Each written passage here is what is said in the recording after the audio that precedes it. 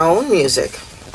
Well, they have this thing called copyright claim infringement, and they constantly, if, for example, if you play like sometimes, like today we're gonna play some classics, right? Yes. Okay. 9 out of 10 of those classics will be flagged. So at least I want to have another video. If they take it down, we could put it up later on YouTube. Okay. So I'm gonna ask you this. Okay. To the audience. Oh, we got Poland on the line. Jared, he's sending greetings, and Arizona, everybody's in. When we're playing records, we will not speak because if they take it down, we want to get what you're saying so we could trim this later. Okay. So we could do it on YouTube because I've been having, as everybody's been complaining about fake book that they've been. So let's go back to the disco era. We all grew up in New York, and we were just talking about Mikki and I, how she actually, funny enough, she moved where I moved out of, because I was born in Canarsie, and she wound up coming in right after, right after I left to go to Queens to live, and that's why I got that accent. We pick up right from there, right by Starrett City. We pick it up right from there. The Brooklyn accent. That's right. We pick it up right from there, and I wanna have Mikki share, what it is from the humble beginnings of going to school, hearing the music, finding the club scene, and then what was that actually made her say, I want to do this. Okay. So, everyone, welcome Miss Mikki Afflick from Afflicted Records. I wish I had a big crowd. So, we're going to take it from just step one. Let's take it from step one. So, you move into Canarsie, Brooklyn. Brooklyn's in the house. Let's start from Well, no, I actually grew up in Prospect Heights, literally 1 block from the Brooklyn Museum and the Botanical Gardens. So I would do my homework in the museum and in the public library, which was kind of cooler. Do homework there in the days. And then in the mid-'70s, we moved over there. But I will tell you, growing up in Prospect Heights was a little different than growing up in Canarsie. It was like, a step up. But then it was like boring to me anyway. Yeah, because there's really nothing going on over there. There was nothing to do over there. Nothing to do. There was the landfills you looked out. Right? And the smell. Remember the smell? Before Starrett, I tell everybody. The smell. Before Starrett City, it was junkyards and garbage. Yeah. What a great upgrade. What a great upgrade, right? Right, you get about 5 o'clock, that breeze that would come off the landfill, that breeze that you would get, that stench. But actually, my early start of music came from going roller skating at Empire I think we used to go every Sunday. It was Kids Hour. Okay. And I had 2 older friends. One was older, and I was older than the younger sister. So the 3 of us Jeff Branch, Karen, and Waynetta Branch. Wow, how crazy is that? His cousins, we would go. His family actually owned the Brownstone, a couple of, close by Empire. And that's what we did. We went to Empire on Sunday. Right. We got our skates off of, I think, Sly, off of Nostrand Avenue with the pom-poms. Yup, he said yup. And that's what we did as kids. And so that's where I first started hearing, the music, but I also heard it in the house. Because my dad also had a nightclub that... Really? Yeah. I didn't know about that. Yeah. What nightclub was this? It was a Panamanian spot called The Basement. And all the Panamanians, it was an after-hour joint, and all the Panamanians would go down there. Him and his group, they would throw these boat rides to Bear Mountain, and so that's where I got all of that history from, I've been so wondering my dad had a really, really big record collection. Not as big as his neighbor that lived across the street on Jerome Street, who his collection was like, I had never seen anything like that in my life. But my dad, I get a lot of it from my dad. So that those were the early years of everything, you know, salsa, fania, then the more traditional African music, you know, Feme and Mera Makiva and rest his soul, who just died, Hugh Masakila, Grazing in the Grass, you know, so those were things Harvey that like Mason. I'm not Harvey Mason. I'm sorry, you Masakela. Yes, yes, and then one of my favorites was Gato Barberi. Oh yeah, you know, Fania. I grew up. Yes, saxophonist. Grew up with him. You know, so and then later on, being Panamanian, Haitian music became very popular in Panama. So that getting that influence also was you know was everything. So your father, I guess, let's lay this on the line, had a huge influence on you musically. He did, but my father was like no joke either. I mean, he ran a tight. It was almost like being in the military, you know. Well, tell us about that. What do you mean tight? Well, as being a daughter of his? Yes. Okay. You know, and it's good. It's a good thing for you know for you know girls when they see when males see a father figure, they know almost that like certain things they can't do. You know, so like when you came, my thing was because I started DJing so young, you know, I was like one of the boys. So even if they liked me, like they would come to my house and I would DJ and play, you know, so it was like one of the boys. But my dad also like didn't take no mess. Like James Brown, Papa don't take no mess. Yeah, like so they kind of knew. Don't be looking at my daughter. Like they kind of knew that you know they could not like get over in any sense of the way. So you know he had a setup, and when the two turntables came out, he had two techniques. They were Bell Tribe, but I think he had like a Gemini and Newmark mixer. And I forget it. I you know would like run home to play these records. You know, just like literally from school. I didn't want to do sports. I hated sports. I wanted to just always do music. And that's what I would do. Come home and practice. And then later on, when I started going to the garage, I would, you know, practice the mixes that I heard Larry play. Or Sunday on WBLS, you know, you heard Frankie Crocker or you heard Timmy Regisford, you know, Saturday night. I mean, dance, quote, disco, before it was house, it was club. You know, that was a really big, really big staple in New York City during those times. You know, she brought over a special USB with her music that she said she wanted me to play for her. And I want to play the first track. What's that? Womack and Womack? Yes. So before I play, you want to say anything else? Yeah, you know what's funny?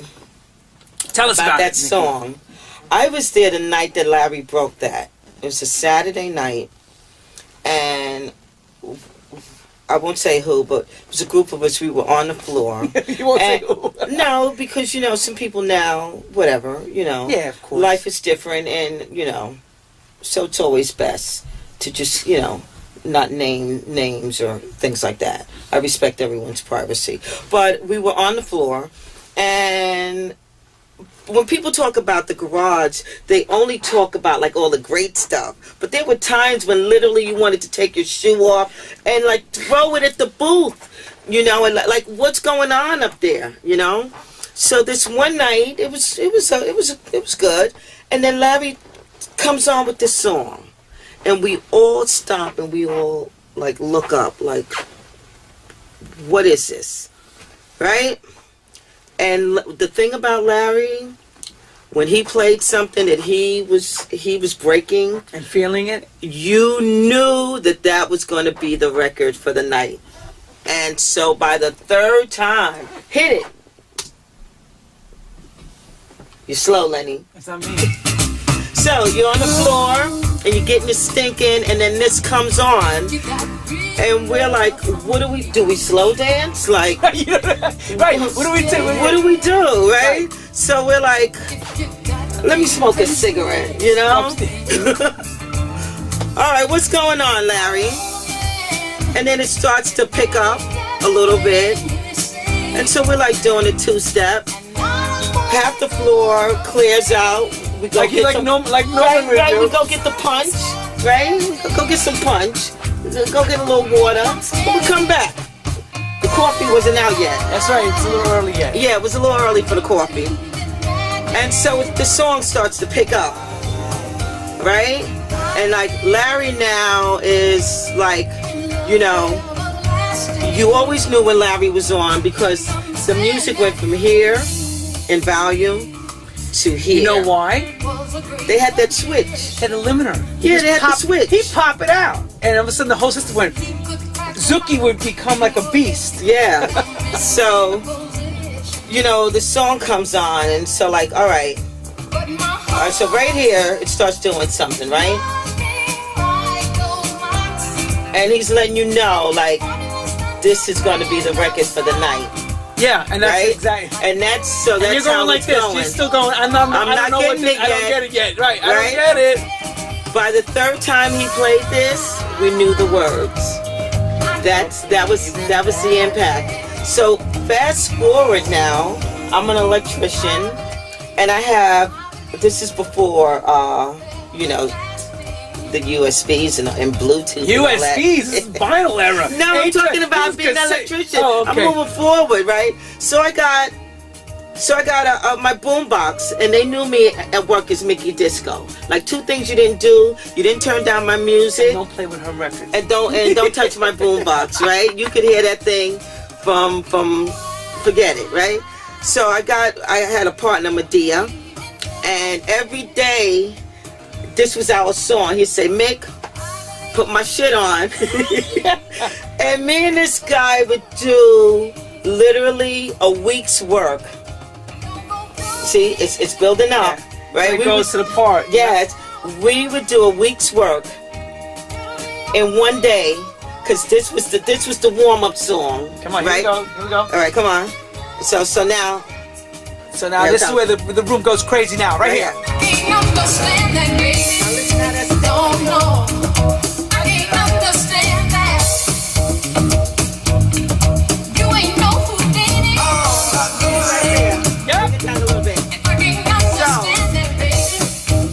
Last week, we're celebrating Louis' Grammy nomination. And his part. Yes, and Output. And Output has, if those of you that don't know, they have a no video, no camera policy. How did you get your camera up in there? Because I was there, and it was the moment, and you know, to watch Joe. Joe who?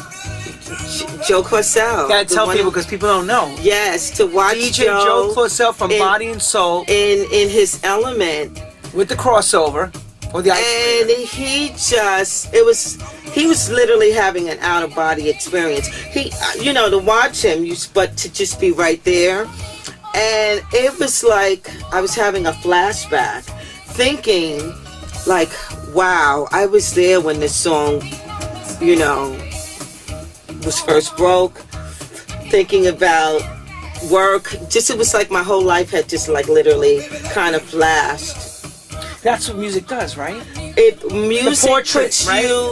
It literally paints the whole picture, you know, and when you think about it, like some of us have been friends now a couple of decades. Yeah, it's scary. We've been through marriage, divorce, first remarried, remarriage, ups, down, high, lows. Who passed away, who's not with us anymore, who got angry, it's like that. And it's always been the music that, you know, really keeps us together. So this right here, I had to add it to one of my, you know, that stuck out in my mind. And, you know, it, like I said, upon first hearing it, it was one of those things, like I said, you know, like we all were, like, okay, he has totally lost his mind now. But that is, I think,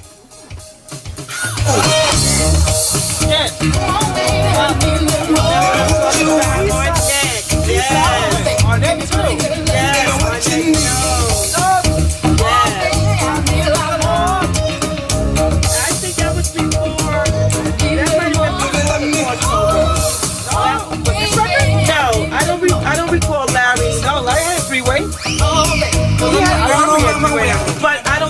worked it to that. You would get a little bump, but not in the highs and lows. I don't think of that way. Oh, I heard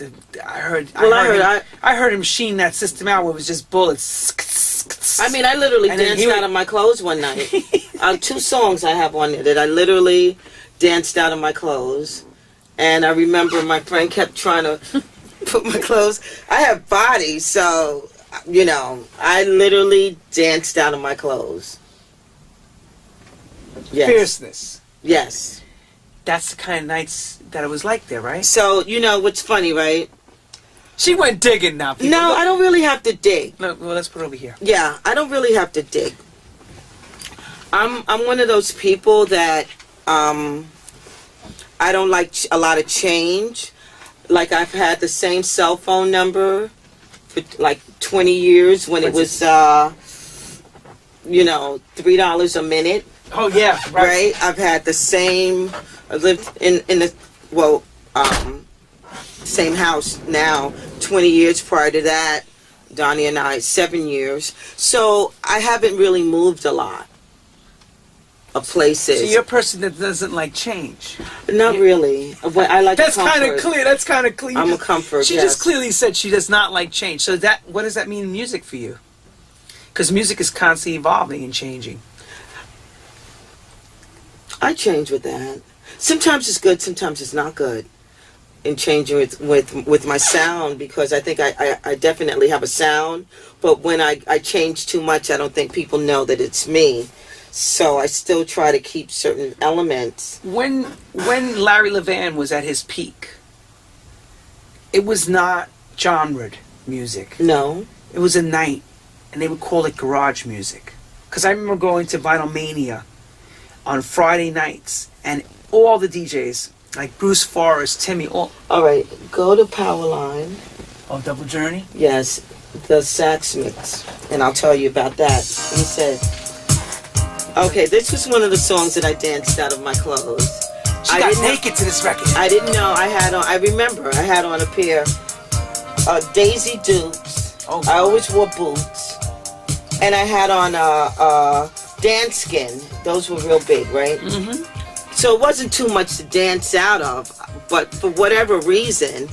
So I remember going to Vinyl Mania that Sunday morning and saying to Manny, Larry played this song. Manny Lehman. Yes. At... Where are you, Manny? Tune in. Manny ain't tuned in. Manny Lehman. It's so too early. You know, tune in, Manny. Come on, girl. I remember saying it had no words, and it went for about 15 minutes. And I said to Manny, it stopped, and then it came back on fierce. And Manny goes, boom. Yeah, right? That was the connection between the DJ and the record store. But this mix right here, baby. All right, so let's have Powerline, Double Journey. That's this mix. It's the mix.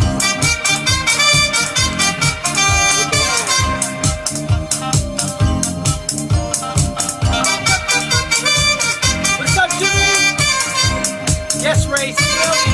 Smiley sampled that. Roll back. Yes.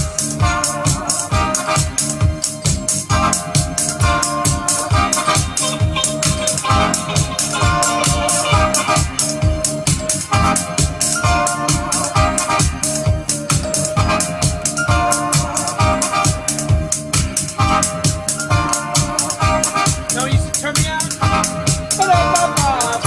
Yeah, we're good. And when you're high, I know nothing about that. Yes, it was everything. But you need the horn.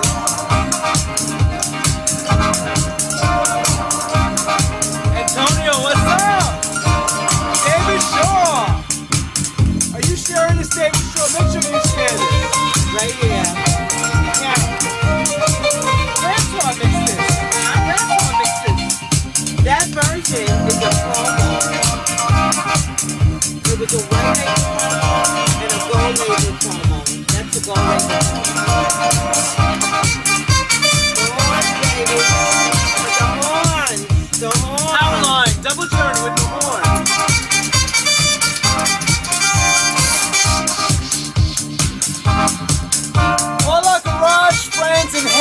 going nuts. I'm watching them all come in, writing their antics. If we didn't have pictures, it didn't happen. No, it happened. It happened. It happened. We got the memories. We got it here. Because here's the deal. Most of the memories are the same with everybody. It's the same. Everybody says the same story differently, but it's the same story. But it's the same story. So that's why I wanted to bring that particular for the I don't like to say the real heads, but you really had to be there to like witness that one with the horns. You know, a lot came after, but that one with the horns is Bernice. If you're watching, you know, like you're still my best friend. I would love to get my hands on that. I don't have it. She has it. Aww. Yeah. Help us get that for Mikki. But Mikki, explain this about how intoxicating that was. Music. You know something. I gotta say this. They don't understand. You know, I hear a lot of things about sound systems,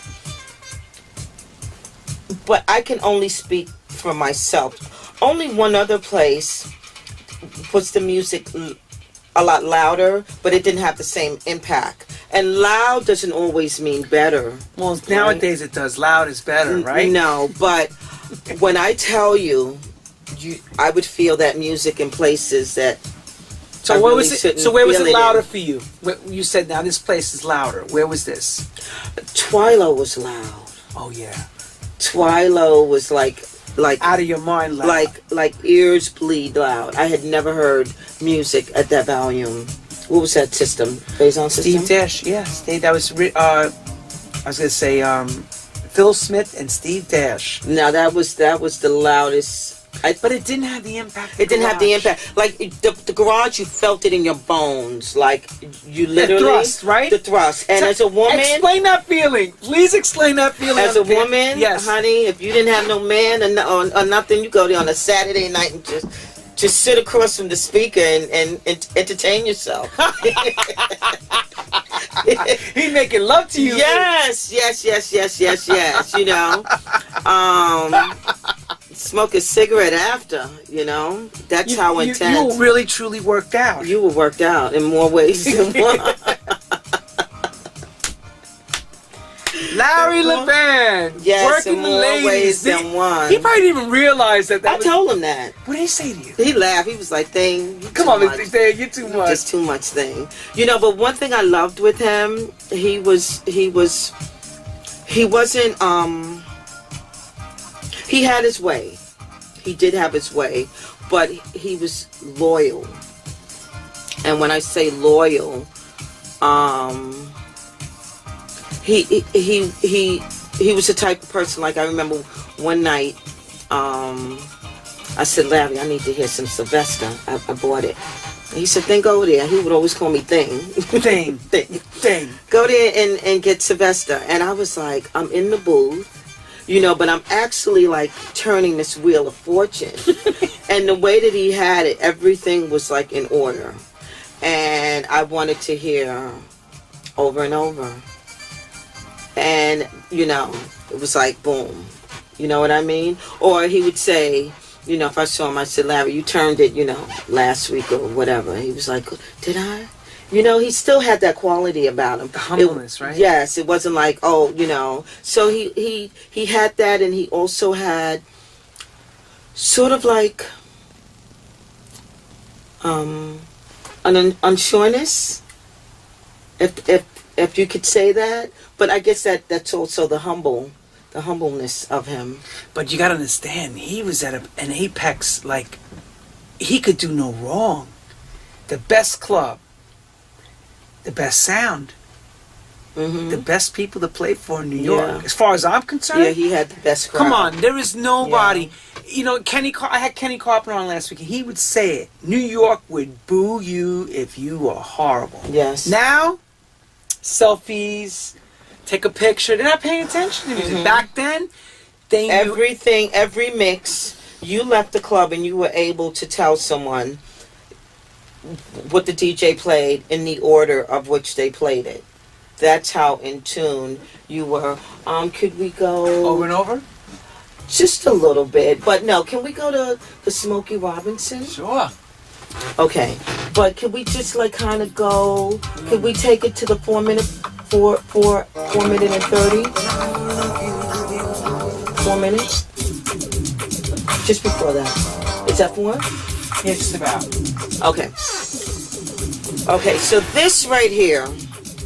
Everyone, this is Mikki Afflick, and these are her personal favorites from her time of hanging out and dancing and being part of something amazing called the Paradise Garage. From the dance. So for me, like Afro, right, which you said, this for me is, I put this here as the start of what I knew moved me differently than the others. You know, like, there were other clubs, Bentleys, and like, that wasn't for me. I was one of those that I just needed to be in the underground, and there was a club underground, but I needed that rawness, that simple, that decadence. And when Larry played this, it did a lot. It's a lot going on in the song. Like, a lot of highs, a lot of lows. That's why I said I wanted to kind of come in at the 4 minute point.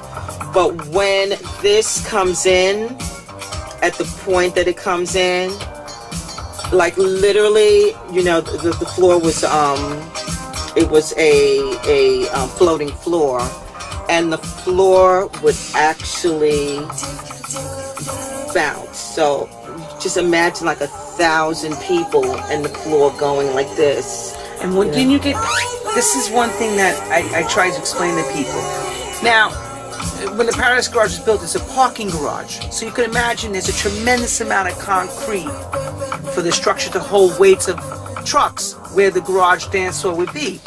But when you're in a dance floor and you feel it bouncing, what's your first initial feeling? Like, we're gonna die tonight. Yeah. I tell people this. Here we go.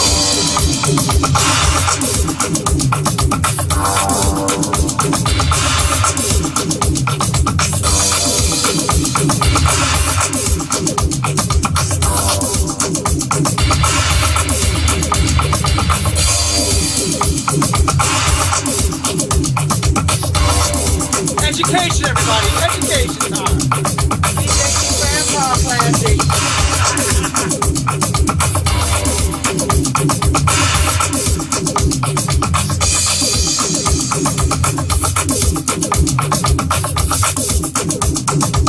There's nothing to it, but whatever. We would literally play the whole 6 minutes in this part.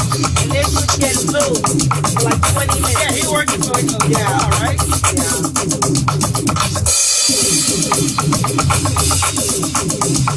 I'm actually doing something with this. I want to explain that in a moment. See this part, guys? Mikki was saying something about this. It's very important. Like a part like this, Larry Levan would loop it and loop it and loop it for 20, 30 minutes. Some would get bored and some would lose their mind. Mm-hmm. In this case, Mikki saw heaven when she saw that. I danced out of my clothes. She's out of her clothes. She's out of her clothes. You know, but I'll be honest. Some of the stuff when I was really thinking about it, I was like, it must have been the fruit punch because I listened to it now, and some of it is really cheesy. Oh, you didn't know it was in that punch? I knew it was in the punch. I didn't know. The first time I didn't know that it was anything in that punch. I thought it was almost, it had that hint of blue. Yeah, PCP. Well, peach and the David Lozada said, "You drank the punch? Don't drink that punch. What you doing, bitch? What you doing that punch? Don't you be drinking that." I drank 4 cups of it. They're like, "Are you okay?" No, I never drank the punch. I didn't know. I wouldn't drink that punch, but I had the water and I had the coffee one night. And Betty, if you're still watching, I had that coffee. And what did that coffee do to you? I got the song. No, I didn't bring it. It's actually E2, E4. Oh. I forgot, but people know what that is. Gotching. Yes. I literally slid from one end of the garage. Okay, keep talking. All the way to the front, and this guy was dancing, and I actually slid through his legs. Because whatever was in that coffee definitely, let me tell you, Starbucks, they can't even handle that. You got it? I'm pulling it up. I'm going to pull it up for those who do not know this song. There you go, right there. They will know it now. Yeah. And when you played it, go down 3. And of course, we got to get commercials on YouTube to get more commercials. Oh, you get it now. But, and he would play the whole 32 minutes of it. That was another one. I found that actually for 25 cents in sound on... that import was hard to find. Well, I found it and I took the tag off, the sticker that said 25 cents. I should have kept it on there because that actually... Nobody would believe that. It more, you know? But, you know, I think for me, this, and I have something else, being electro producer. Oh, big time. This is way early in the game. Yeah. E2E4, right here with Mikki Afflick on the wrap-up show. One of the first, my dad bought me was actually,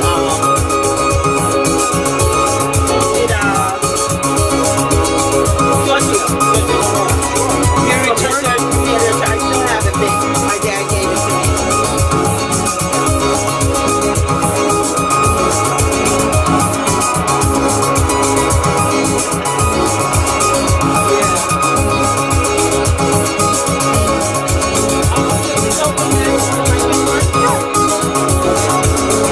I like to play some music too, like the parents have been doing. Which way would you take it to? Now, I don't have it here, but if you go out,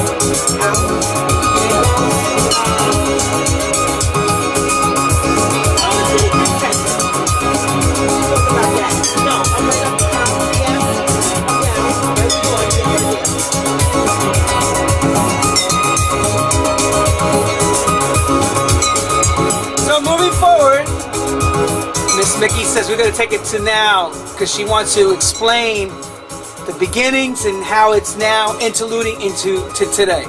So now we're going to talk about her Dreamcatcher single. She'll tell you about it. so that was kind of like an influence on this whole sound for me. So this Dreamcatcher was actually, it was entitled something else.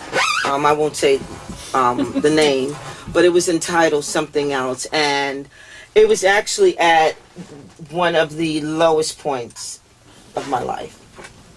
So I got up this morning and I was like, today's a good day to kill myself. That was just where I was. At that time when you made the... Okay, yeah. Not today. At the day when she was thinking about making the record. And so it just came so natural, and so when I tell you effortless, that I got my keyboard player. Can we start it? Sure. And you know, normally when sometimes I produce, a whole lot's going on. Keep it low so they can hear. Yeah, a whole lot's going on. So when he came in and he said, "What you got?" I said, "I've been a little down," and I said, "This is where I've been." He says, "Let me hear." So he goes, "Damn, it's starting off stank," you know. The word stank means it's fierce. I gotta give everybody. You remember, they know. Well, those who know Mikki Afflick, stank. When she says stank is on, you know his stuff is right. Yeah, right. And so, like, all of this is here, and you know, I like to use samples. But when I use samples, I like to do different things. So I hear the E2E4. I didn't really. No, I hear that doo doo doo doo. That I hear not the sample. I hear the feeling. No, but that's stock, honey. Do your homework. These kids, do your homework and cut that out. You know, be creative. Don't just take the whole. Be creative. Right. Do things. Warp it, flip it, reverse it. You know, stop that. Cut it out. You know. But I said it doesn't need a lot. And so I told him what I wanted. Okay, I had a whole lot of other things that I was working on, including a project with Josh Milan. And like I said, just so much was going on, and I had just got through like redoing the studio and whatever. Long story short, I lose the project. How'd that happen? I'm not going to even get into. Not only did I lose that project, I lost Josh's project. I lost the first. So wait. It sounds like you lost the hard drive. No, I had Apple. I had a freeze because I had upgraded some things on my computer, and it caused something had a virus. Okay, and when I called Apple, they told me to do a clean erase. So I thought, whenever you hear the word erase, that's what it means, erase. There's no part of erase that's good. That means you could get it back? Right, erase, right? You take an eraser, it's gone, it ain't coming back, right? So he says, we got to do a clean erase. And I had all of these projects on the desktop, getting ready to put them in the folder. Getting ready. So that's what I got up that morning to do. The intention was there. The devil's a liar and a thief. That's what I was going to do that morning. All right? So that's why I said I was going to kill myself. I understand. So he says, we're going to do a clean erase. Who's we? The Apple guy. Oh, okay. I want to know who's so we it is. comes back and it's totally... So I said, what happened to everything that's on my desktop? And he says, well, didn't you have it saved, right? I says, no. And then he stopped. He didn't say anything. You heard silence. It's I said, where is it? Wait, Mickey's like this. I call it the pregnant pause. So somebody says, we're having a baby. Everybody goes, silence, right? It's a pregnant pause. What do you mean it's gone? Gone where? Get it back. He says, I literally, listen to me. That happened about noon. It was November 8th, I believe 2004. At 12 noon. I was down on the floor when Danielle came home from work. She heard this like moan, crying. She made her way down and she says, oh my God, is everything okay? She thought someone was helping. No, she just knew that it was a death in the family. And I couldn't get the words out, so she had to sit down to brace herself. And she said, who passed? Okay. It would come out. It's so funny. She's still trying to get it out. Like, what's this? Calm, what happened? I said, my music. She said, no one died? So, wait, she went from, no one died. I said, no. She says, bitch, we have been through this. You're not taking me there now. How many times have we been through this? So out of something bad, this came out, right? So let me play it. Right. Out of that whole bad thing, this is what comes out. But that is the David Morales pump. Who's mine? Hang on, we'll let you go back to that. I want to hear it too. This is what came out of that bad situation. Dreamcatcher, Mikki Afflick. For those who are tuning in, we're right now on the wrap-up show with Mikki Afflick, Brooklyn's own.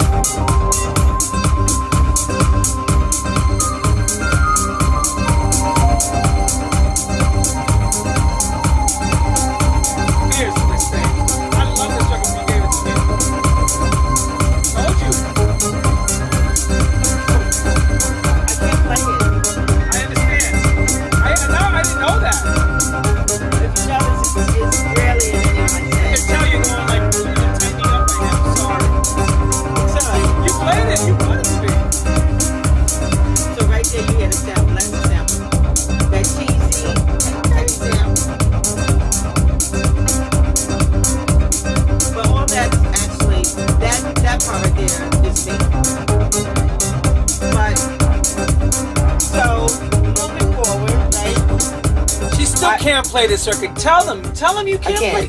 Why? It's a lot emotionally, and then not believing in myself, because that happens. Talk about that. As producers, you gotta understand, because we're people. We're still human. Like when Erykah Badu says, I'm an artist and I'm sensitive about my shit. I am. I still have a hard time sending my music, even to the biggest of bigs, because, you know, you're afraid of that rejection. That's exactly right. Or you don't think you're quite there yet. Yeah. But the world, the world's looking, viewing you differently. I'm always looking to say it's not right and I need to change something. So the crazy thing about this was, I think what really made this was because I had to rebuild on top of it. I didn't have my signature drums with everything going on. And that's what I was actually going to go back to do that day, which actually the mix that I had with that in there totally changed the whole feel of it. It was still so raw in its essence that's why the kick is so low.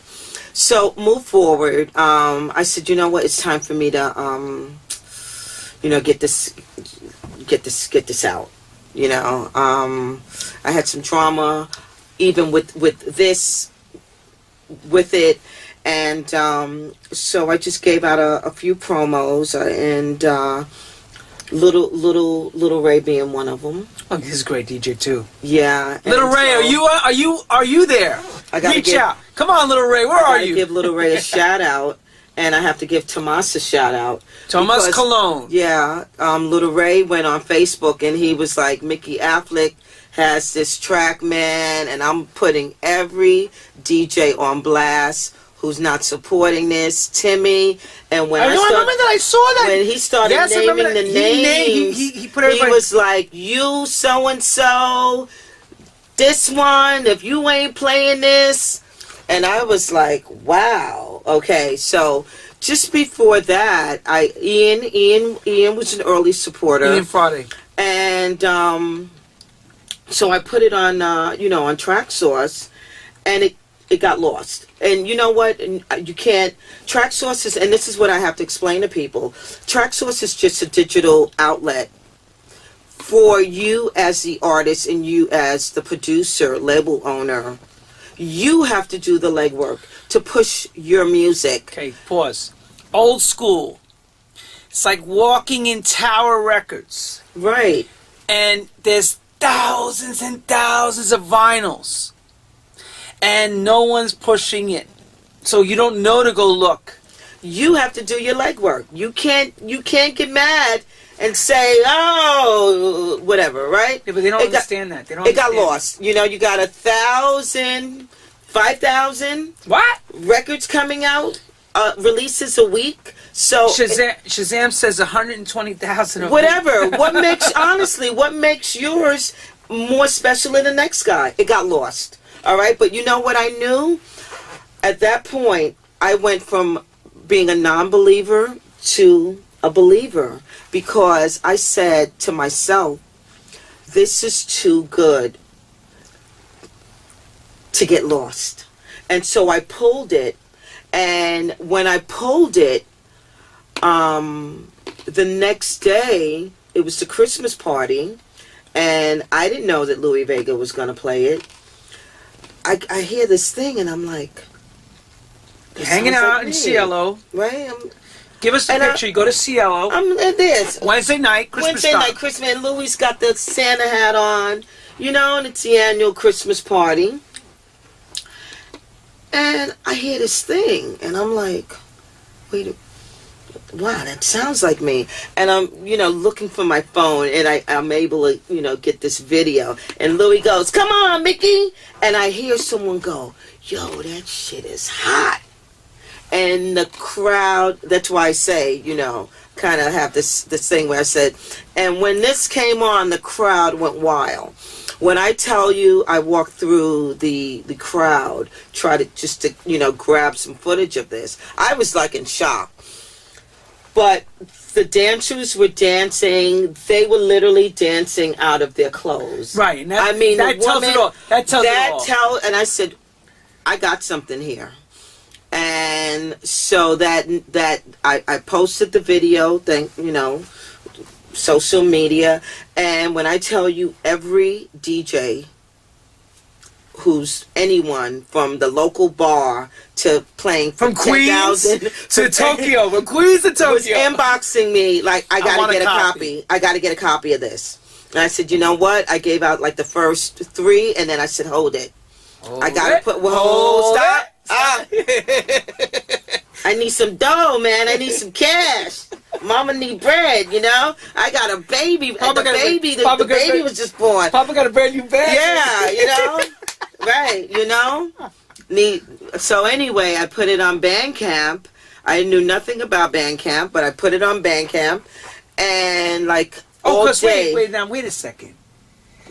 I didn't know this. So you had no distributor yet on any of these records? No, I am my own distributor. I got my What own. I'm saying is you didn't have an aggregator handling, putting it in the stores yet. You just gave the records out to a few people and wait to see if something stuck. I'm old school. Oh, she's real old school. I'm old school. She would have came with tapes or acid tapes. Early Mikki Afflick, I would have the pink CD and I would literally like stand over you like I was on a construction site and intimidate you. Yeah, like when you're hitting it, you know.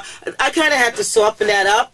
Because I know that some big names used to see me coming and they would kind of like, here she comes, roll their eyes. So I kind of, you know, kind of softened it up a little too much, I think. Sometimes you still got to give them that eye. Yeah, good look. Come on now. Yeah. Do me right. But, throw me some love. So I put it on Bandcamp and when I tell you, it was like all day. Ching, ching, ching. It was like nonstop. I was like, whoa, I actually saw some cash. You know, and then one day I went and it dried up. I said, what the hell happened here? And then I saw it was on like 10 million sites. They went on Bandcamp and bought it. Then that's balls. And put it on free and put it out. How do you go right? You know, you go on Bandcamp? You Italian? He's got balls. I like it's true. It's the truth. It's the Russians doing that. Yeah, bad. So, okay, so. Poor Russians. So now listen. Shit. I had David. I had, Louis played it like he played for a while. Louis played that song for a hot minute. Thank you guys for that, really. And David, I opened up my Facebook one day and he sits here, and I was like, but you know, David and I go back 30 plus years. I was there the night that he played. You know, at Paradise Garage. You know, on the Friday, right? No, he played on a Saturday also. It was a Friday he played. Well, I don't remember being there on no Friday, but I know I was there for one of them nights, so it could have been, you know. And actually, David, you out there? Tell us what that was. And actually, I will actually tell you. Word on the street was that he bought the fire. He bought that fire. I don't know if he bought it. He bought that fire. Do you know the story behind that? I know Judy had Judy Weinstein. He gave the cassette to Judy. Well, let me tell you my Judy Weinstein story. Tell us your Judy Weinstein. And that had me messed up for about Judy Weinstein, Def Mix, the manager of Frankie Knuckles, David Morales, Satoshi Tomi, a very powerful woman in disco and in house. So tell us your story. So, you know, Larry was dating my best friend, Stephen Gelby, God bless him, at the time. And they were hanging out on Reese Beach. And Stephen was playing one of my cassettes. And one of my edits, it was Betty Wright, One Step Up, Two Steps Back. And that was one of my early edits. I had did a loop of Cerrone with something else. But, you know, back then that was like cassette. I didn't have any. Yeah, cassette pause. The pause button was... And back it up and tape it. And that was your sample. The pause button. And you trigger... And if your finger was fast... Man. That's how your edits are tight. Yeah, you know. You gotta know how to play with the pencil, too, to push it back. And the tape. And if you really had skills, you knew how to cut it. And then put a little crazy glue or a little tape on the back of that. Seamless with the little nail polish. You know about the nail polish? Like, these are skills, kids. You make it work. When you don't have no gear, you make your gear work. So they're listening to this thing, and Larry goes, you know, something to the effect of that guy is good or whatever. And Steven says, that's my god sister, it's a woman. And he goes, that ain't no Larry being Larry. That ain't no girl. No, that ain't no fish, you know. And he goes, wow, she's good. And so he says, that's the one that's in the booth with me. And Larry goes, no. Whatever. So Larry does an edit of my edit and says, make sure that I'm there. So that night, they play this edit, and like, I just was like in heaven. It was actually an edit of my edit. And then he says to Judy, this is the one I told you. You need to hear her. And Judy says, here's my number, or I don't even know if she gave me a card, but whatever. Call me Monday. So we party until the wee hours of the morning. To the very wee hours of the morning. Now we're past Sunday morning. It's church afternoon already. We passed church. Church let out now. Church is already. Brunch is over. They're on dinner, and I'm actually making my way back home. Bedtime. Right. Long story 24 short. hours later. Yes. Right. From leaving Saturday afternoon. So it's now Sunday, about 11:30 p.m. And it was raining that night. My dad had everything on the front lawn. Like, everything that I owned, records, vinyl. That was the same thing happened to me. I got a beating for that. I took the whippings. You know, it was like abuse. It was worth. No, it was worth it for what you got. My dad was an ex-boxer. Those beatings, but like, they lock people up for beatings like that, man. It was like abusive. But he wasn't going to beat me anymore, you know. I think I might have been like 19 or 20. Yeah, he was like, wherever you're going, you can stay there, but everything is going out. Was on the lawn. And I left home with $20 to my life. No job, $20. And it was raining so bad that where we lived, back then it was the number 2 train. It's now the number 3. The trains had to stop running because it was outdoors. So I had to take a cab, and that was all the money to my life. And I remember getting in the cab, and I said, maybe I'll just run out. And then I said to him, I have no way, I have no money. My dad just threw me out. And he says, well, what do you do? I says, I'm in college. And he brought me. I stayed in my friend's dorm room for like 9 months. Wow. Slept on a twin bed with her. And he said, just promise me that you're going to be something in life. Just, you know, stay out of trouble. And he didn't charge me for the fare. And so that haunted me for all of those years that I never was able to make the call. I never made the call. Actually, I had stopped going to the garage after that. Because you know what used to be fun, now you have responsibilities. And I was angry. I had a lot of anger, you know, thinking that somehow that kind of ruined my life. Hey, the music. No, that's okay. Yeah, so no, that's real. No, this is what we talk about. The realness of how this really, I shouldn't say really, but how people's lives change overnight. Good and bad. So, you know, with that, what are you going to hit? Well, you tell me. Why don't we do... You got Gwen, you got Ain't. Okay, this one, I'm going to do this one for Arnett. Let's play It Should Have Been You. Ooh. Right up there. Second one. One of my favorites. That whole album, I had to think between... Padlock. Between Padlock, Peanut Butter... Garage Classics out. The one with Garage one. Yeah, but for me, the 5 minute or the 4 minute just does it to me. You know, it's the whole journey of the song. You know, from start to finish, to the vamp, to the build up. How hot is that? Great, Mikki. Yeah, great. Hell yeah. People are loving it.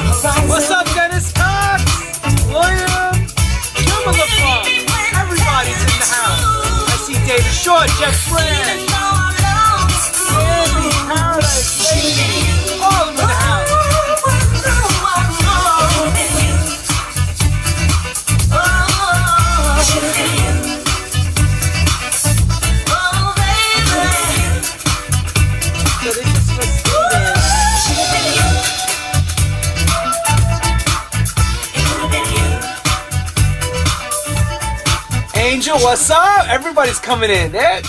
Yeah, that one actually so was for Steven. There was a song off her album. It was I can't even. It was something. You brought the sunshine, and you're very special. You're very special to me. And we would always sing. I mean, we were kids, you know. And he died in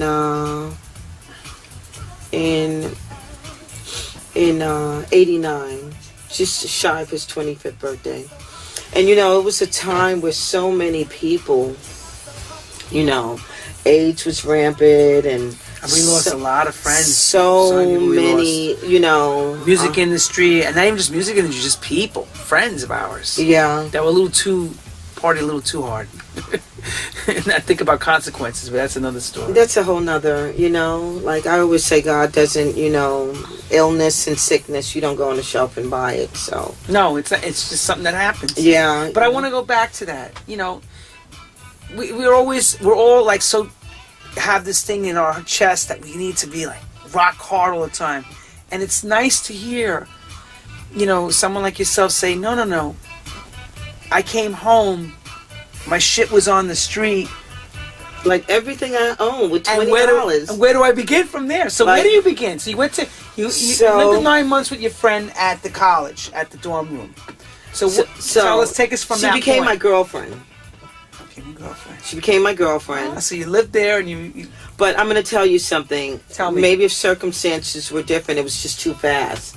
You know, she was a nurse. She was in nursing school. You know, she had everything going for herself. She didn't need that. She didn't need like that part of her life. You know, her parents, they didn't agree with it. But I literally. Oh, she was still. Nobody knew she was gay. They knew. They knew. They knew, but I mean, you know, now that I look back, you know what? You're not living with someone. You're actually homeless. If you're sneaking in, you know, there's no. It hit me like, I'm homeless. like 2 years ago. I was like, you know what?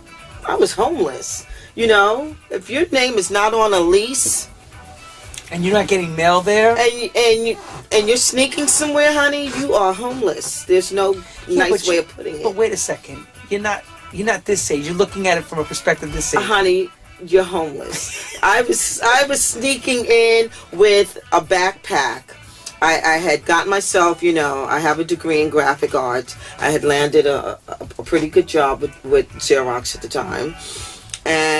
But, you know, I was saving money to get an apartment for us. And I was sneaking into the dorm room every day after work, praying that the guard wouldn't say, you know, let me see your ID. And this is how I know how the universe, this is why I just lead my life by faith. And faith is blind. It's true. You have to believe. Say it, come on. 2 days before we finally got our first apartment and was going to move out, the guard that had been there for the entire 9 months got another job, and they had a new guard come in. And I'll never forget, that was on a Saturday or whatever. And he said, you have your ID? And I said, oh, I forgot it. He says, so you're doing you know, just going like this. He says, make sure you have it tomorrow. Oh, and you're like, now what are we going to do? Oh, it was a Friday, but we were moving that Saturday, whatever it was. And the same thing happened the next day. He says, you have your ID? And I said, I must have lost it. I'm going to go to Student Body on Monday morning and get a new ID. He says, where are you going? But everyone like knew me. Hey, you know, hey, Mikki. Yeah, you know. So he kind of like like let me, and we moved out the following day. Thankfully. You know, so that my life partner, Danielle. You know, when we got together, you know, I always wanted to do music.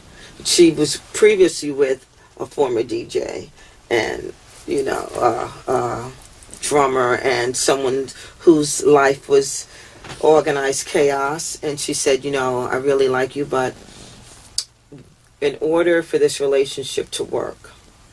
In order in order for it to work. You heard that, in order. Yeah, and this is a woman who's been to the White House. You know, so break it down. In order for it to work, she's laying down the she's statement. Laying down. The statement and I knew, number one. From the time I laid eyes, I knew that was it. One period. Go ahead. What's in order for it to work? She said, "You're still young. You can always come back to it, but you need to set your foundation." Because she said, "I am not going to encourage the previous behavior with the past person that I was with being with a music bomb." And she said that, and her brother-in-law, you know, was La Hampton's saxophone player, traveled all over the world. She grew up with Chaka Khan being in the living room and all the greats being in her home. She said he has a 9 to 5, so you need to get a 9 to 5. Tomorrow morning you're going to go down to the electrical union.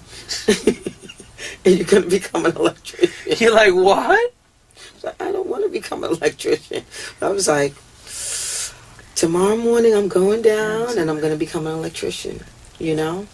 And so that was, you know, that was the balance. You know, I mean, I had, when I tell you I do a lot of things, I've also been a janitor, so no job is too hard or too hard to. And I was a damn good janitor. Like, I took pride in shining my floors. No. You like Bookman? Yeah, I'm like, no, like Desmond. Desmond? I do a lot. People say, how, you know, like, I really do a lot of things. I do. But that's what makes you great. That's what makes you get better at everything else you do. Yeah. And you know what? You do it enough times, you do become good at it. Yeah, hell yeah. Then the more you know, you become the go-to as well. I'm kind of getting there now. Which is dangerous because everybody needs Mikki for something. And outside music, I'm not talking about just music. Mikki, I got a problem. I got a water leak. Hold on a second. What? Wait, I just planted these, you know. Wait, I might need some patience. What's going on? I'm doing bass line right now. Hang on. Wait. No, Mikki. Shut that off for a second. You know, I was also a dresser. I used to dress the models. And I dressed some famous people. And when they were not nice to me, I sent them out looking wrong and out of order. You know, so I've had a lot of jobs. So don't mess with your dressmaker. Don't mess with your preacher, your janitor, your record producer, your DJ, because she may not play right for you tonight if you make her angry. You better be right by her. I always try to do that, though, no matter what's going on. I've been sick as a dog, and if those people are there, and I've had a heavy heart, which it might not be my greatest performance, you know, but those people are there for a reason. To give you love. No, not only that, but they're there for a lot of things also. David says you're an electrician. Because you're there to fix his electric. Well, I don't do it anymore. No, you retired from that for a while ago. Yeah. So you left Garage. That went on. You have, you know, your marriage, the whole thing. Did you ever go back to the Garage? I did. Okay, so my last, I didn't go the closing night. I went the week before the closing night. September, at the end of the summer. Around that in time. September. Mm-hmm. So, you know, for me, the Garage wasn't just going. It was the whole outfit.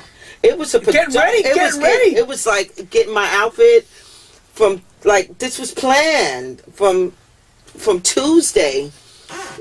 Go get the outfit. You know, back then, if you're going to do a wig or a hat, I always did hats, you know, or leather. And so I never forget, I had these new Kenneth Cole boots. I had just bought these Kenneth Cole boots. And they were canvas and denim. And I wore them to the Garage with no socks. And coming into the club, I was with my girlfriend at the time and her roommate and I think 2 other people. And I'm only 5'2". I'm tiny, you know. And we walk into the club, and just as you walk in, this guy is dancing, and I walk right into his armpit. I mean, that's like literally from coat check to walking into this. Like, I didn't just like like brush it. I walked like full into this guy. Oh, like. So that was the start of the night, right? This is going really great. The story's going, right? So then I got these shoes on now, and they start to swell. And my feet are literally like, they're killing me. I can't, like, I'm in pain now. I can't take this anymore. So I go to try to, like, kick off the boot. And however I kick this boot, it, like, flies through the air like a football. So now I got one foot on, one foot, and I'm, like, going through the crowd. You see my shoe? People are like dancing, like, move. Move, bitch. Get the hell out of my way. You can see my shoe? You're like going, they don't give a shit about your shoe. I was so messy. Leaving that place, I said, this is what my life has come to. I ain't going back next week. I'm just like, I'm done. This is like it for me. This will be my garage experience, and that's how I left the garage. Armpit, one shoe, and I literally you're walking like this.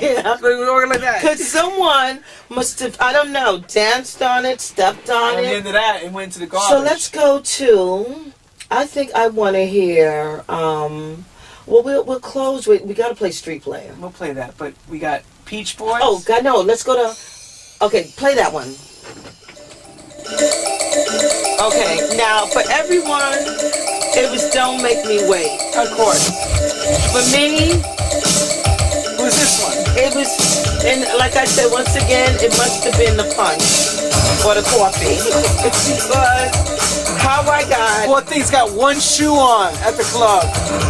Yes, and I had, literally, I couldn't find my shoe. I had to wait until the lights came on. I couldn't find the shoe. And I don't know what happened, but part of the heel broke. So I literally left out. You look like you're homeless. Mikki's homeless right here on the Karmic Power Wrap-Up Show. So for me, this was my peach. This for me was just, this was everything. This one right here. That nice clap.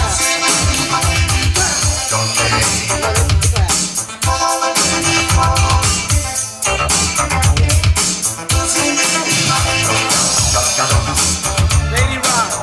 Yo, Lady Rock. What's up, girl? Lady Rock.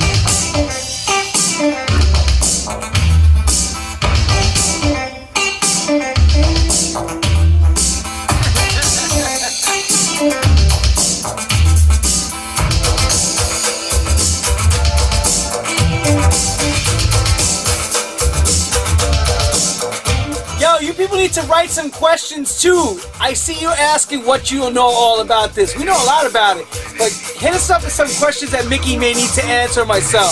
Yeah, do that. Come on. Ask me a couple questions. Yeah. Right into the Facebook Live.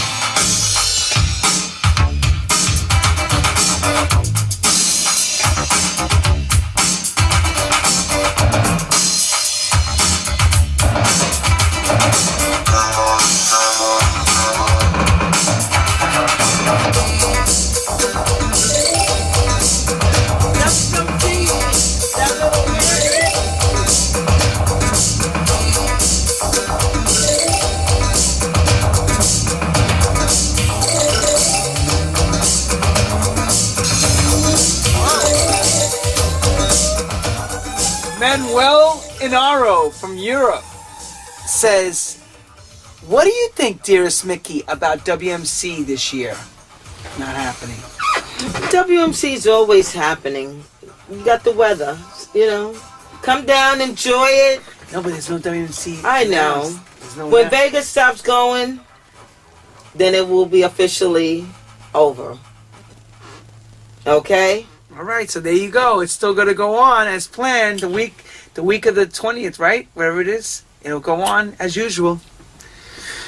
Back to this. Bob Diesel's in. Lorenz Shark, greetings from London. They all loving your story, Mikki. Jamie Topham wrote before. He runs a big promotion company. He used to be at Ariston in the UK, and he says, this is wonderful what you guys are doing and speaking about, you know, true. It's like saying true Hollywood stories, true club stories. Yeah. You know?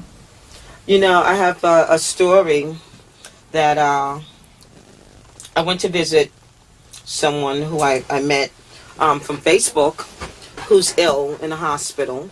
Oh, yeah, I saw that picture, yes. And I don't like to use the word battling, but she's, you know, living her life with cancer and kicking its ass right now. Good for her. But she was telling me the story, and that Larry lived in her building, you know, after Gold Street? No, in Hoboken. Oh, he was in Jersey? I didn't know that. Yeah, to the end, late 80s, early 90s. Mm-hmm. And she said, you know, there was a local bar that we all would go to, meaning her, and hang out and dance. And, you know, Larry just, you know, after the garage closed, Larry couldn't get booked. You know, he had the choice that he did. But the kids didn't come. They didn't support him. Larry was in bad shape. At first they did. Studio 54 they did, and then it just, from each place, it got worse and worse. But, you know, she said that Larry went to him and said, you know, I want to play. And he told her, he says, you know, I can't book him. You know, he's not reliable. He's going to come. Yeah, that's the problem. 1 week. He wouldn't show up. You know, and it's like, I say this because it's like the James Dean story. You know, when you die in your youth and, you know, at your high point, it's almost like you become iconic. And I wonder, you know, if Larry was alive, would he be this icon that he is now? Or would it be, you know, oh, Larry, you know, from the garage? Or even when I'm producing, I tend to produce and say, wow, you know, would Larry play this now? That's always... It's etched in your brain, right? It's etched in, amongst other, you know, like, I just did this track, we're going to play that next, if you don't mind. Sure. I'm going to say this about me and what David Morales and I both said. How many times we would love to hear a lot of the records we mixed in that system, or him playing it. We've both said it many times. God, we would love to have heard whatever record. Yeah. Chocolate Sister, any record I could have. I know he would have killed this record in that room. And it's and it's time. So you're not the only one that shares that same feeling. And you know what? I said one day I said he would be proud. And David Tapino wrote on my wall one day. I did this track, Alternative Facts. And I did a video for it. I was just like, this is just showing. I just wanted to do it. I could care less what it did or anything like that. But when I did it, I kind of did it, and I was like, this is going to be one of my over the top kind of things. Some will get it and some won't. That's okay. And David said Larry would play that. Yeah. And for me, that was everything. Are you going to go to the video? I'm going to get it up so everybody can see alternative fact. Mikki Afflick. Why not? Let's teach them. Let's teach I think it just went. Alternative. There you go. Okay. Let's go to it. Alternate mix, maybe? Yeah. So I did this video and I just did the bassline beat and I was sitting with my keyboard player and then she came to me and I just freestyle. But those snares, I actually did the snares.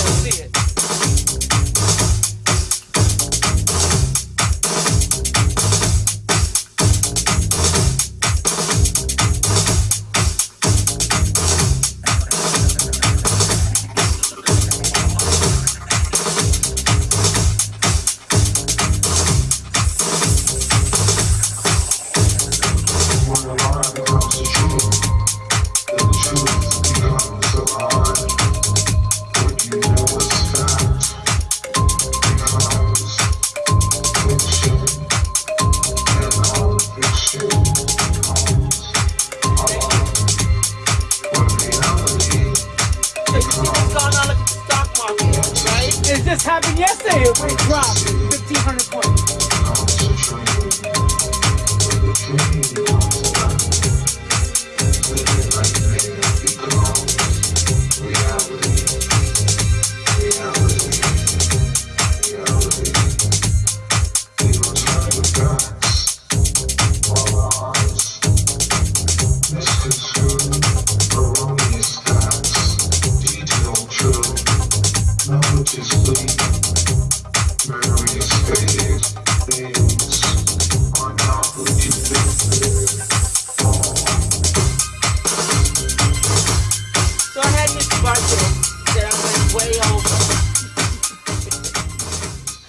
That was Mikki Afflick with Alternative Facts, her video. Okay, so you now are cutting this video. Tell them all about it. And are you paying attention? Look how pretty she is up there. Go ahead. So, I'm going to do this video. Yeah, what was the reason for the video? The reason for the video was because I just thought that, like, it was just dope. I just thought the whole track was dope. You know, just my voice, like, you know, does that sound like me? No. So, that's me. I didn't write anything down. I just did it right off the top. And just... No, I did it in my cell phone. I couldn't stop. It just came to me, and I didn't have time to even go in the booth. I just took my cell phone, and whatever I said, that was it. No, just one take, no edit, nothing. That was just it. Right? And then, you know, the snare drum, which I wanted it to, you know, be like the Russians are coming. But right after that, AME, he did this track that, like, was massive, called Avalon. Same concept of this, you know, the snare drum.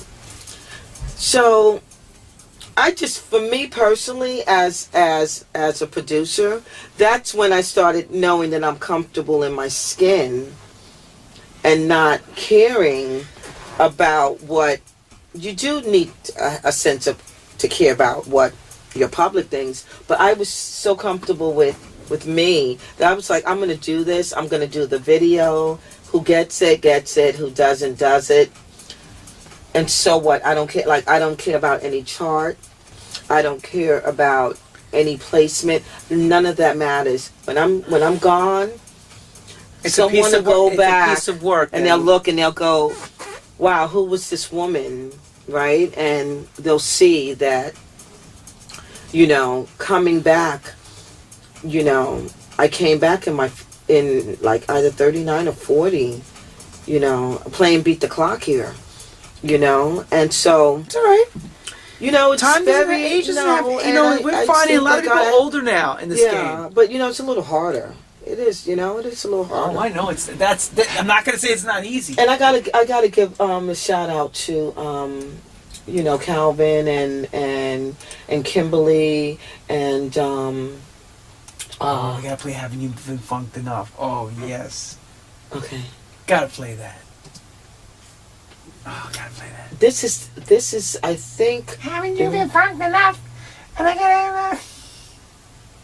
If it plays. I'm doing a rework of that also. Doesn't want to play. Try it. Why? It'll play.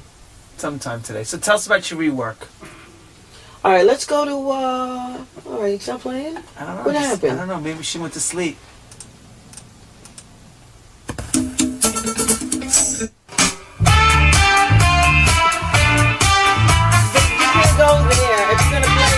Gotta go to the 5 minutes. Yeah, I know, to the break section. Yeah, you just gotta go. So, Mikki, what would you advise for producers who are just starting out? Came in from Joe Marcangelo. Producers that are just starting, I would say it's important to learn your trade inside out. And what type of producer, this is what someone said to me, what type of producer do you want to be? You know, do you want to be just average, or do you want to be cream of the crop? So being cream of the crop means that you really, and this is just my work ethic, is that you really need to become hands-on. And a producer only means manager. Really, that's what a producer is. It means that you're managing and you're financing the project.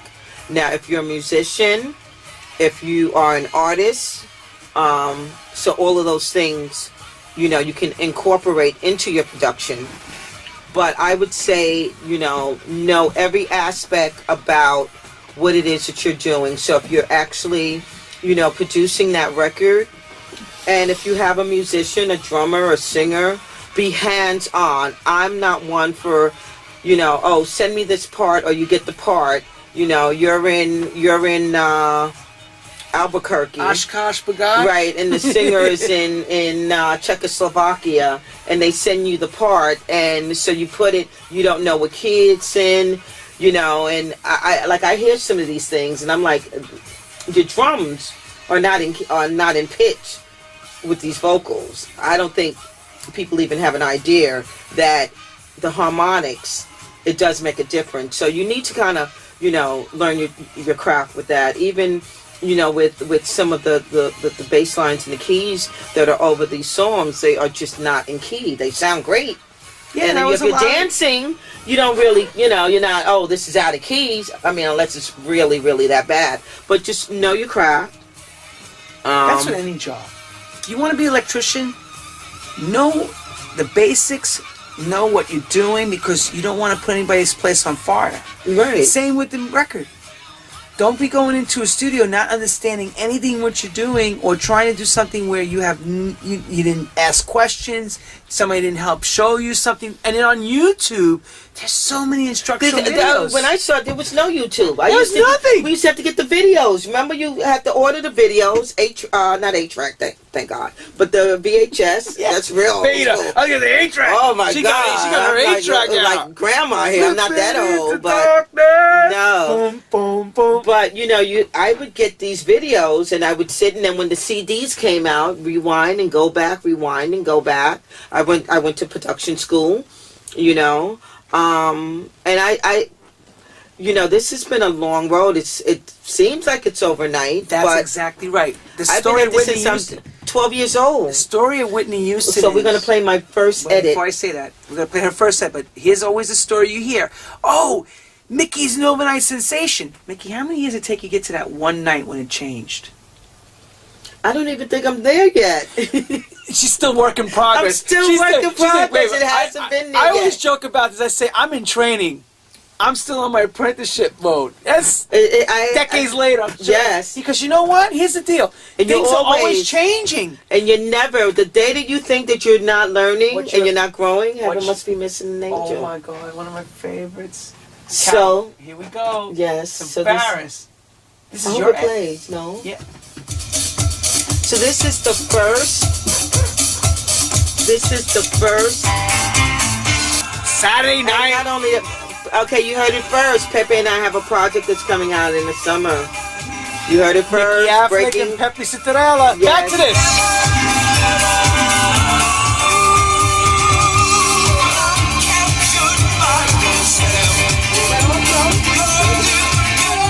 Also, for me, Soul Dynamics also. Those guys from Soul Dynamics. Soul Dynamics, wherever you are. Wherever you are. Hit us up. She's a fan. I'm a fan. Okay. So if you want to know who moves me. Mikki, who moves you? Who moves me? For me, Any Manu. Any Manu. Louis Vega. David for that boom. When I am doing an A and B, which means when I'm Which comparing, David are we talking about? DePino? David the King, honey. Morales? Yes. Get that right, honey. I just want to make sure we get it right.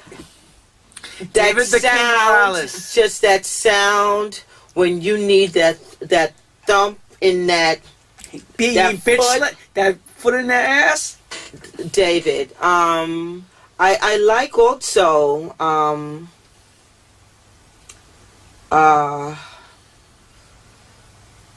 when I'm looking, I'm just really trying to be when I'm looking. I heard, and I was lucky enough to get it. Sephron Saint has something new that it's just, I'm in love. You know, when I hear it, and it's a cover of Raphael Sadiq's You Got Me Wide Open. What's the song? But I can't just right now, just went blank, but he just did a cover on it that was just amazing. Okay. So, you know, I just like when I hear something for the first time, and Louis got some stuff like that now. Like, I Believe, you know, the song that he has with BB Winans, when I hear it and I want to dance and I want to cry while I'm dancing because it feels good. David Morales' Father, that touched me that way. And I have to say, Abika Soul and we're doing some work together. And for me, when it comes to, I don't think that he gets enough credit when it comes to that Afro sound from our side of the pond, of being, you know, a pioneer and a frontier of bringing that sound into, you know, what we call Afro House. So I think that he's kind of one of the forgotten ones that really paved the way for, you know, because I think I'm already like now maybe 6th generation house music, you know, of say with the Bodhisattvas and even, you know, Manu, and, you know, you have like say Joe Corcel, Kerry Chandler, and Dennis Ferrer, Ron Trent. That's one, you know, one group, one rack pad. Then you have like the Kings of House, Tony, Louis, David, you know, a couple of others, you know, those are the early pioneers. Then you branched off. So like, I think now for me, I'm maybe 5th, 6th generation, you know, so I never try to put female into my label. I never say I'm a female producer, I'm a female DJ. I just say I'm a DJ and I'm a producer. Her name is DJ Mikki Afflick. I don't say just Mikki Afflick. Just Mikki Afflick. Yeah. No, I'm just saying. So listen, when we say the DJ, we say DJ Louis Vega. Yes. DJ Brown. But I don't like to put that into it. It's not a male or female thing. That just says what you do. But for a long time, people still didn't know that I'm female because they're not. A lot of women that are visible into the women that are, Paris Yvette, Ananya Vega, Ochunate, Maurice Carr, Kamala, Sabine, Spirits in Motion, Nadia and Monty. These are people. And the ones on the come up. I gotta shout out my girl Love Goddess and DJ Sherez K. And she's also my graphic artist. Cachette. These are women that, and Ila Ife, that Chato, that also we all feed off of each other, and it's very, very, very easy to get caught up in the BS of, the woman thing. I don't get caught up in that. I always see that people try to sometimes put the women against each other. The way I don't see them do it with the men. If it's a female lineup, it's, the catness comes out, the bitchiness comes out of, say, the people, not so much the promoter. But for me, I think it's more important to be on a bill male-dominated than a bill that's female-dominated. And if you want women to stand out, I think stop putting women in an all-female lineup. Put them amongst the great, and if they're capable of doing it, and let them shine. Right. Why? Exactly, Why do you do an all, when you have a lineup and it's 5 men on the bill, it's not called an all-male lineup. That's just who the bill is. Yeah, it's a DJ night. Yeah. It's a DJ night, Yeah. So. Well, I hate to say this. We gotta close with my new song. We gotta close with her new song. Which one? Afro Sun. We're gonna do the instrumental. Go down. Right there. Afro Sun. Mikki right under Gwen. Right above Ain't No Mountain High Enough. Go up. Up. I see it. Yeah, I'm sorry. I have my glasses on. That's right. We want to thank Mikki Afflick from Afflicted for coming out. Soul Music. Soul Music. Coming out here and spending time giving us an in-depth journey into her life. Yeah. And this is her new track. Which I'm going to be rocking this on House FM and all over the stations all over the world.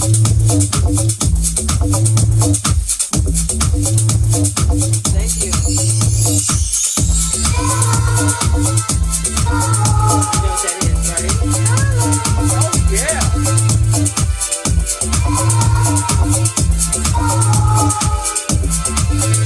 Love it already. Do they like it?